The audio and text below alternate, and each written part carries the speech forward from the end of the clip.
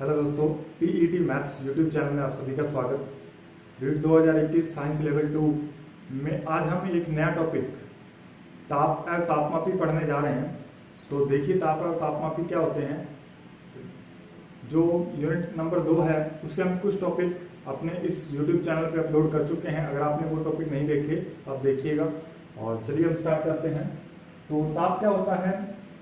वस्तु का वह गुण जिसके कारण किसी अन्य वस्तु की तुलना में गर्म अथवा ठंडे होने का पता चलता है। यानी किसी वस्तु का वह गुण जिससे क्या है, किसी और वस्तु, कोई वस्तु ठंडी है, कोई वस्तु गर्म है, उसका हमें आभास होता है, पता चलता है। तो उसी को हम क्या कहते हैं, उसी गुण जिससे वह गुण मापा जाता है, उसी गुण को हम क्या कहते हैं, उस वस्तु का ताप कहते हैं। तो ताप का मापन जो है वो थर्मामीटर से किया जाता है। ये आप सभी को पता होगा। और ये बात आप ध्यान रखिएगा, ये इंपॉर्टेंट है। एक बार रीट में ये पूछा गया ये फैक्ट कि स्वस्थ मानव शरीर का औसत तापमान जो है वो 37 डिग्री, ध्यान रहे आपको, 37 डिग्री सेंटीग्रेड या फिर 98.6 डिग्री फारेनहाइट। 37 डिग्री सेंटीग्रेड या फिर आप इसको सेंटीग्रेड या फिर 98.6 डिग्री फारेनहाइट होता है। ये बात आपको ध्यान रखनी है, 37 डिग्री सेंटीग्रेड या फिर 98.6 डिग्री फारेनहाइट, ये पूछा गया है। और अगर हम इसको केल्विन में कैलकुलेट करें तो ये हमारे पास आएगा 310 केल्विन। तो स्वस्थ मानव शरीर का जो औसत तापमान है वो 37 डिग्री सेंटीग्रेड, 98.6 डिग्री फारेनहाइट या फिर 310 केल्विन होता है। यह हमें बात ध्यान रखनी है। उसके बाद है तापमापी क्या होते हैं, कितने प्रकार के होते हैं। तो सबसे पहले जो तापमापी है वो द्रव तापमापी। इसके अंदर क्या है, अल्कोहल या फिर पानी का भी हम उपयोग कर सकते हैं। और इसकी प्रास यानी ये कहाँ से लेकर के कहाँ तक ताप मापता है, ठीक है। तो ये जो है वो -40 डिग्री सेंटीग्रेड से लेकर के 350 डिग्री सेंटीग्रेड तक ये तापमान माप सकता है। उसके बाद डॉक्टरी तापमापी जो डॉक्टर के पास होता है उसमें क्या होता है, पारा होता है। और इसकी प्रास जो है वो 95 डिग्री फारेनहाइट से 110 डिग्री फारेनहाइट या फिर आप कह सकते हो 35 डिग्री सेल्सियस से 43 डिग्री सेल्सियस तक हो सकती है। तो ये बात आपको ध्यान रखनी है। उसके बाद युग्म तापमापी क्या होता है। तो ये पहले हमें ये ध्यान रखना है कि ये जो है सीबेक प्रभाव पर आधारित होता है। सीबेक प्रभाव क्या है, वैसे हमारे ये सिलेबस में नहीं है, लेकिन आप चाहते हैं कि सीबेक प्रभाव हम आपको बताएं तो इसके लिए आप 2-4 मिनट की एक अलग से वीडियो बना देंगे। अभी आपको याद रखना है कि ये सीबेक प्रभाव पर आधारित होता है ताप युग्म तापमापी। और इसकी प्रास जो है वो -200 डिग्री सेंटीग्रेड से 1600 डिग्री सेंटीग्रेड होती है। -200 डिग्री से 1600 डिग्री सेंटीग्रेड। अब गैस तापमापी क्या होता है, इसके अंतर्गत हम दो गैसों का तापमान का मापन करने के लिए हम क्या करते हैं, इसके अंदर दो गैसों का उपयोग करते हैं। तो H2 यानी हाइड्रोजन गैस और दूसरा N2 यानी नाइट्रोजन गैस।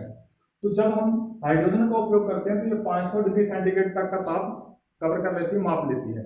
लेकिन जब हम H2 को हटा के उसकी जगह N2 भर दें तो ये उससे 3 गुना ज्यादा ताप माप सकती है, यानी 1500 डिग्री सेंटीग्रेड तक ये ताप माप सकती है।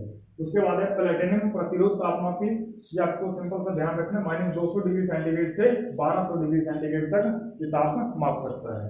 उसके बाद है हमारे पास विकर्ण तापमापी। विकर्ण तापमापी क्या है, ये उस वस्तु से जो भी विकर्णें निकलती हैं, ठीक है, किसी भी वस्तु से मान लीजिए विकर्णें निकल रही हैं तो उन विकर्णों के ऊर्जा का मापन करके उस सिद्धांत से ये क्या है, ताप को मापा जाता है।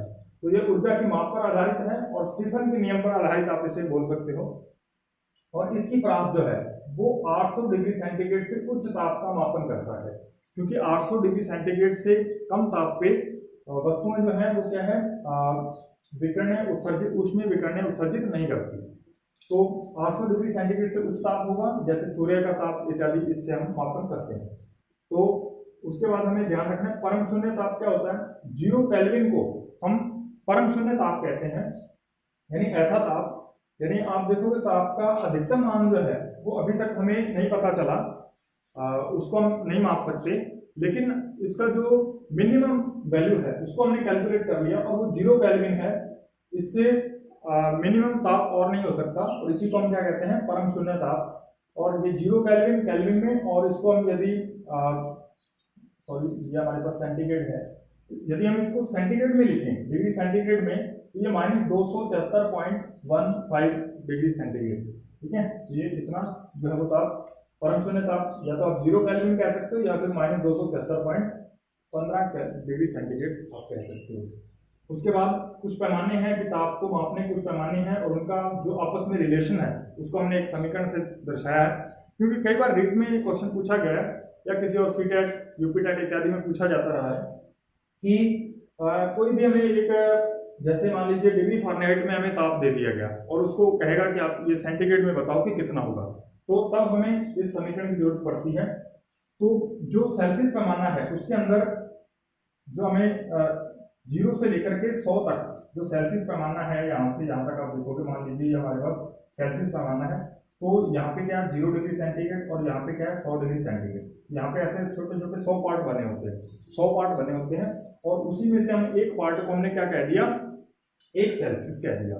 तो अब यहाँ पे सेल्सियस पैमाने में डिग्री सेंटीग्रेड में आपको क्या याद रखना है, C-0/100, यानी 0 से स्टार्ट होता है 100 पे खत्म होता है, तो 0/100 आ जाएगा। ऐसे ही फारेनहाइट पैमाना क्या होता है, ये 32 डिग्री से स्टार्ट होता है और 180 तक चलता है। तो यहाँ पे फारेनहाइट में F-32/180, तो यानी इसके अंदर 180 पार्ट होंगे और ये 32 से स्टार्ट होगा।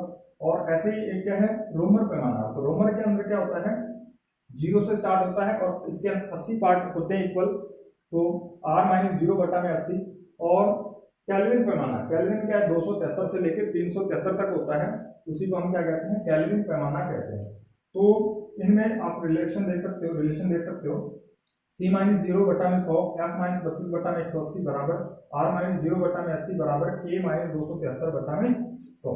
ठीक है, ये बात आपको ध्यान रखनी है।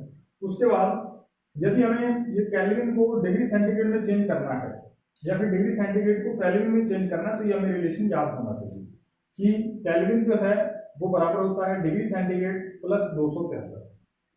ध्यान दीजिए, यदि हमारे पास जैसे 10 डिग्री सेंटीग्रेड है, हमें उसको केल्विन में बदलना है, तो उसमें 273 हमें जोड़ने पड़ेंगे। 10 प्लस 273 कितना हो जाएगा 283। तो 10 डिग्री सेंटीग्रेड की वैल्यू अगर हम केल्विन में निकालें तो 283 केल्विन आएगी।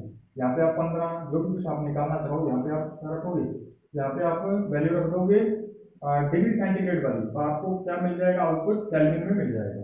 ठीक है, ऐसे ही आप यहाँ पे केल्विन का रख के वैल्यू और डिग्री सेंटीग्रेड की वैल्यू कैलकुलेट कर सकते हो। उसके बाद ये रिलेशन से क्वेश्चन पूछे जाते हैं कि डिग्री फारेनहाइट और डिग्री सेंटीग्रेड में, ये रिलेशन बहुत इंपॉर्टेंट है। इससे क्या है पेपर में क्वेश्चन बनता है, आपको कोई वैल्यू दे देगा डिग्री फारेनहाइट में, तो आपसे डिग्री सेंटीग्रेड में उसको चेंज करने को कहेगा, या फिर आपको क्या डिग्री सेंटीग्रेड में कोई वैल्यू दे देगा और आपको पूछेगा इसका जो डिग्री फारेनहाइट में इसकी वैल्यू क्या होगी, तो वो कैलकुलेट करके आप बताओ। तो उस समय हमें इस इक्वेशन का यूज करना है।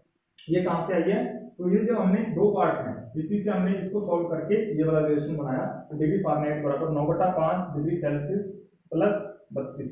ठीक है, तो ये हमारे पास वैल्यू जो है वो डिग्री फारेनहाइट में आ जाती है इस तरीके से। और एक बात और पेपर में पूछा गया रीट में शायद, और ये पूछा गया कि डिग्री फारेनहाइट और सेल्सियस पैमाने आपस में कब इक्वल होते हैं, आपस में किस ताप पे इक्वल हो जाते हैं।